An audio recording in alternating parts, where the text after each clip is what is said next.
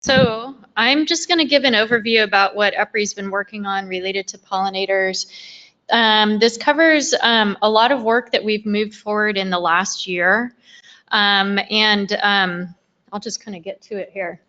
So to highlight EPRI's focus on pollinators, I just took a screenshot of our corporate homepage yesterday, and I didn't know it was up there until I saw it myself.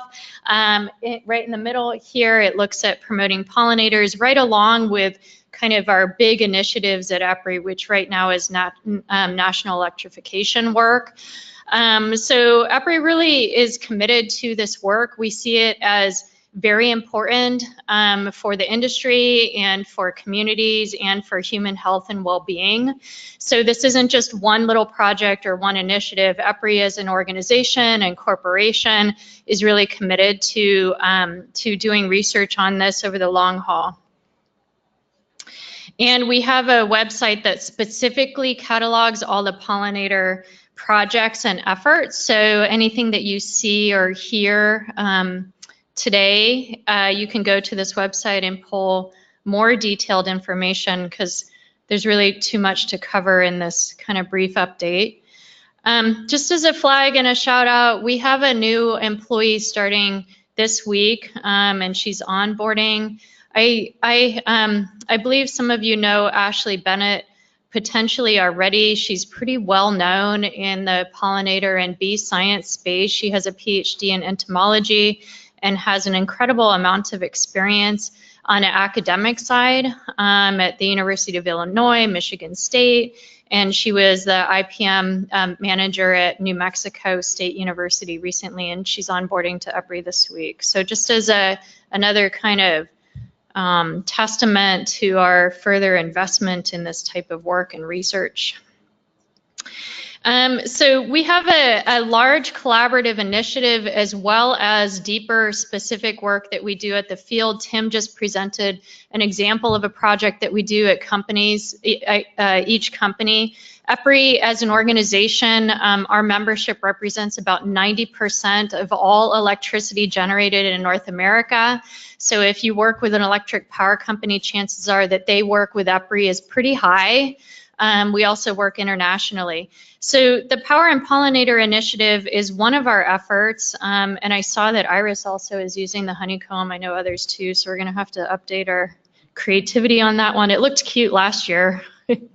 This year, I don't know. But it kind of, you know, points to several of our projects that we're doing within this larger collaborative group. And these are the companies that really were the initiating companies for Power-in-Pollinator Initiative, which is already the largest collaboration in North America that focuses specifically for electric power companies and their issues around pollinators. And we have another 4 companies that are joining already next year. So we anticipate the group growing over the next, I really think over the next 5 years or so, it's going to continue to pick up a lot of momentum there. We do a set of work that hits on both sort of this public access, public communication, easily accessible resources to sort of ramp up on pollinators and what the connection is with power companies. It's something you guys are well aware of, but that we end up having to explain quite a lot. What is the nexus here between bees and power companies?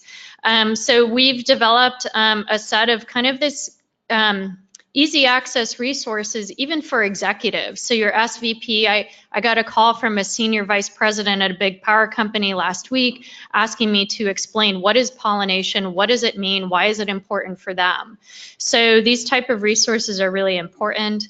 And along those lines, we have hosted a pollinator mixer for the last several meetings at a community on ecosystem services is a really heavily attended meeting, mostly from the academic side, not so much on the practitioner kind of business side. But we are hosting a conversation again there this coming December along these lines of sort of getting this public communication word out. And we facilitated the industry participation in National Pollinator Week for communication. And we also collected information from the companies on the success of National Pollinator Week, on how many people did they reach. So our metric here, because it's a communication goal, is our metric is a communication metric, which is the number of people reached versus, you know, how many species are out there or something like that. So, and then within the number of people reached, that became a big spread of sub-metrics. How many impressions do you get on Twitter? How many engagements did you get on LinkedIn? How many new followers? How many did you actively connect with versus passively send an email to? So there's a spread of analysis on metrics. I've worked on metrics for a long time, so sometimes I get in the weeds on it too much. But we wanted to communicate clearly how many people were actively reached versus passively reached. And as a group, I see my photo here. This is Bonneville Power Administration. They're incredible on this topic. It's covering my number for total reached. Our estimate right now is, as a collaborative group, we reached 500,000 people during Pollinator Week. We collaborated with Pollinator Partnership on that, which we really appreciate the collaboration with Pollinator Partnership, so shout out to them. Very important, and we're going to continue to do this. So we provided resources for all the EPRI members, and helped them brainstorm what were they doing. So a lot of them did plant sales and really kind of human touching type stuff. I taught a class. This is me with a bee box teaching a class at a Boy Scout camp. We hit 150 scouts in 1 week and their 150 parents. So that's would be considered active engagement. And that was my logic for the kids around bees and you. So getting in now to details of our deeper technical work. So this is another area of developing tools and resources for the industry.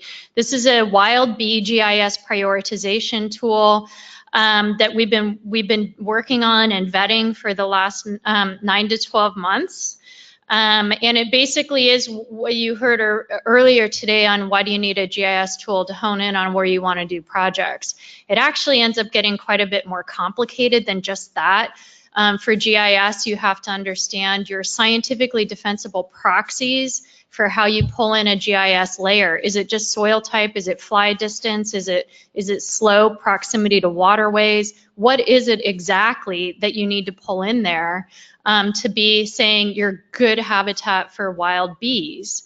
And it's different for honeybees and wild bees and so forth. So it's actually pretty complicated when you want to put out something that can be peer reviewed, and that's where EPRI works. So we performed a literature review. We interviewed experts that pulled up from the lit review and connected with people who haven't published, but kind of their name is on the street. We had conversations with EPRI members about their needs, and we're pilot testing. We're starting in 2018 to go through 2019, and our pilot tester, as of just a couple days ago, will be NYPA, New York Power Authority. We could do one pilot tester because this is a really extensive project. These are interviews that we conducted, so you sort of get the sense of these are some of the key folks that have already done GIS mapping and pollinator work and are academically the experts as well as on a practitioner side, and their work as a collective has been field verified. So we're developing confidence in the approach that we're using for this. And these are some of the other models that we have done pretty thorough testing and investigations of in order to build up the EPRI tool. And we're working on kind of putting the user skin on this now. Some of these tools can be hard to use or not accessible to everybody. So we want to publish something that is really usable for a land manager. And this is building on about a decade of work. We have a project called Strategic Landholding Analysis. Basically the same concept. You look at all your corporate land holdings and you prioritize them for your needs around natural resources. So we have a decade of experience doing this GIS prioritization and pulling in all the data layers and now applying it for bees. So theoretically it's easy given that we have so much experience and success doing it, but for bees it's tricky. It's not just a carryover. You have to really be thoughtful and think about the science and the analysis that goes into it. So we expect this GIS tool we would like to publish a tool that folks can use maybe in 2019 after we do the pilot test in Q1 and Q2, but we'll certainly provide updates as that develops. Okay, in the next project, Pollinator Metrics Database, we've been working on this again for about 9 to 10 months with Xerces Society. We're putting together a reference database of all pollinator metrics that you can use to sort for your purpose. Do you want to make a scorecard? Do you want to do field testing? Do you want to know what's really going on your plots? So you can look at our database and do filtering on it. Right now it has 100+ metrics. So I'm giving you an idea of this. It's going to be published in January. Over 100 metrics, 60 citations from the journals and NRCS and Xerces and lots of other organizations. And then we map the metric to its purpose. So is it pollinator habitat? Are you looking at bee abundance, butterfly abundance, or is it diversity? Those are different issues and different metrics that you kind of want to be thinking about depending on what your need for the metric is.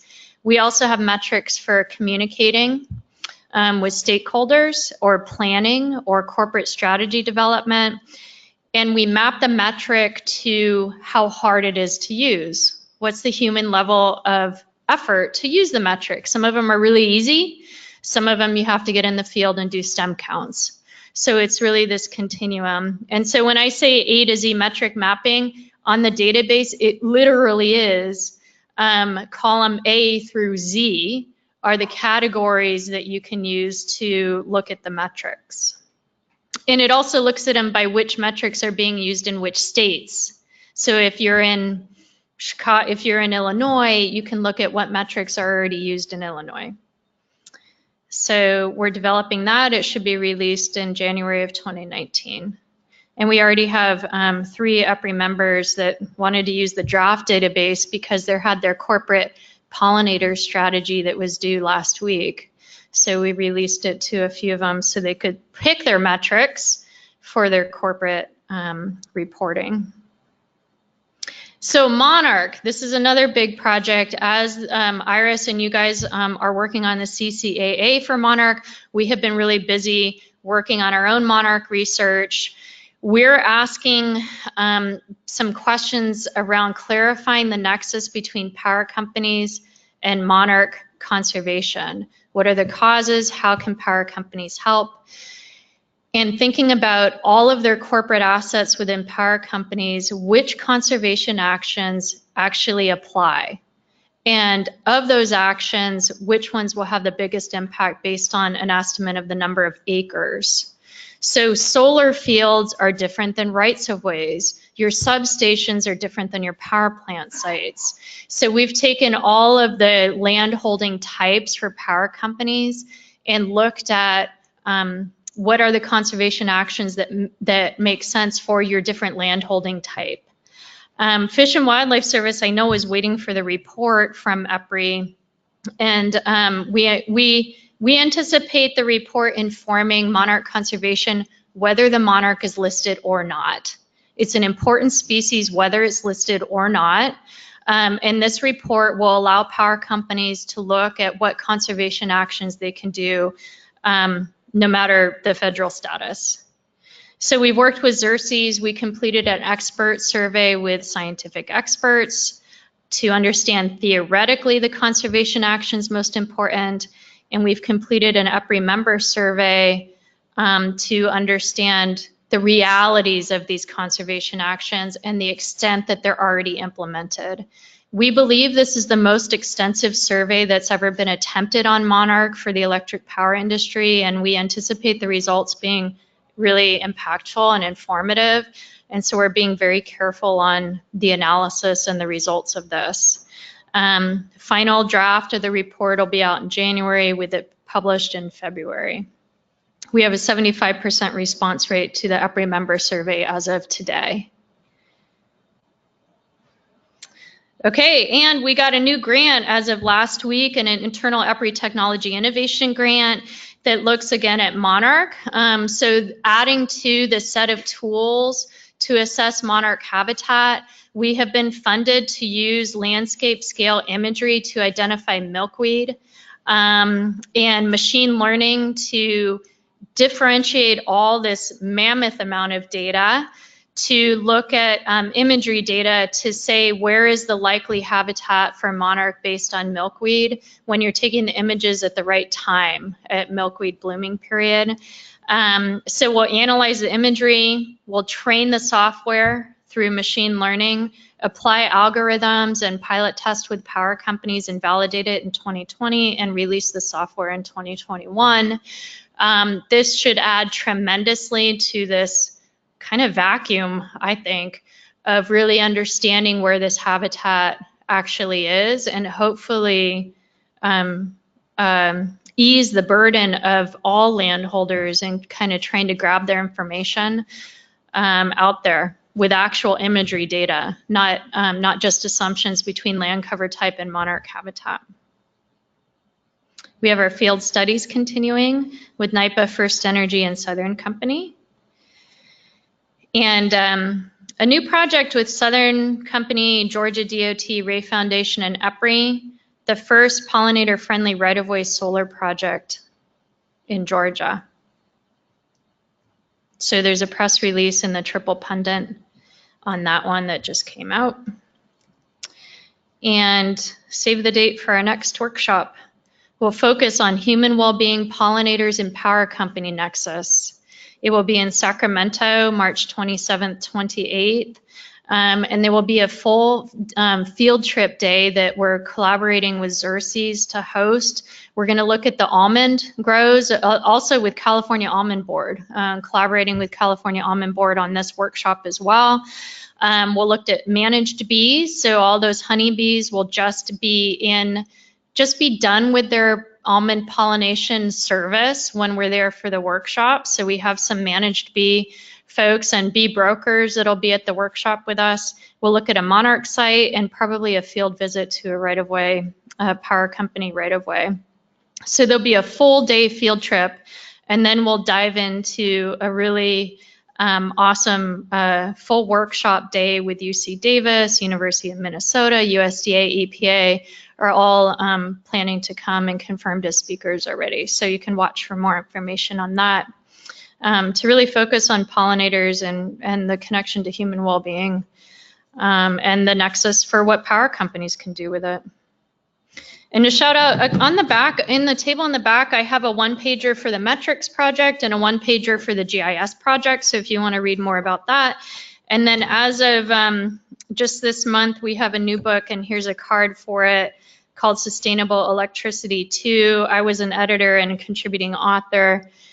It gets into a conversation about what happens when you can't win on the 3 pillars of sustainability, and has chapters from Google, Stanford, and impact investor, power companies, and so forth. So the print version will be out in November. So there's a little card on that. And the forward is written by a kid, Generation Z, a 12-year-old, for the book. And that's it.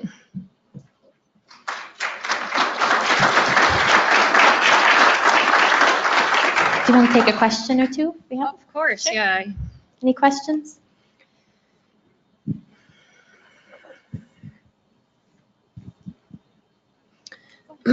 Okay, Jessica, just a quick follow-up on the milkweed imagery project. Could you say something about like how much that costs, let's say, compared to like LiDAR, and then maybe is it based on like aerial photography or certain kind of technology? Just maybe you can provide just a little bit more information, because that sounds like really exciting technology. Yeah, it would be pretty cool, and that's a technology innovation grant. So those grants are given for projects that are kind of really out there on the cutting edge and high risk for failure or high risk for success. So hopefully it doesn't cost you anymore. We want to use imagery. The reality is that there's nearly real-time imagery data taken of the Earth almost daily right now. And it goes down to the 0.3 to 3 meter pixel, which is high resolution type of data. So the idea is that we're pulling on from those images that are taken anyway and trying to, you have to kind of scrub it for the right timing, you know, for milkweed. And then it's a big project. Then you have to take the UV reflectivity off the landscape and pull it into the machine learning. And then you have to field test, did it actually get milkweed? Did it get something else? And all of that. But hopefully it's using data that's already out there. I know power companies have tons of LiDAR. Well, some have LiDAR data. So we may be calling up remembers and saying, hey, you know, what do you think about, you know, can we pilot test some of your LiDAR data or something like that? But the idea is it doesn't cost you any more. Yeah. Yeah. I was just wondering if some of this will be available to people who are not members of EPRI, if, you know, some of it will be published. Yeah, and I wanted to talk to you about the GIS thing too. So everything that we publish is available to EPRI is a nonprofit research organization. So it all goes in the public domain. The tricky question is it free or does it cost you $30,000 or whatever? So you're asking, will it be free? Yes. So some of this stuff will be free and some of it will have a fee associated with it. I mean, the reality is that I showed you the logos of the funders and they legitimately, you know, get access to everything because they funded it. So, but some of them we try to put things as a free post when we can. And if we can make the justification that there's a strong public benefit, that allows us to do a free post. So like if I get an email from Fish and Wildlife or a DOT that says, hey, I'd really benefit from seeing that, and I say, hey, you know, this organization, you know, really would like to see this, and usually we can justify free post for things, yeah. Okay, thank you.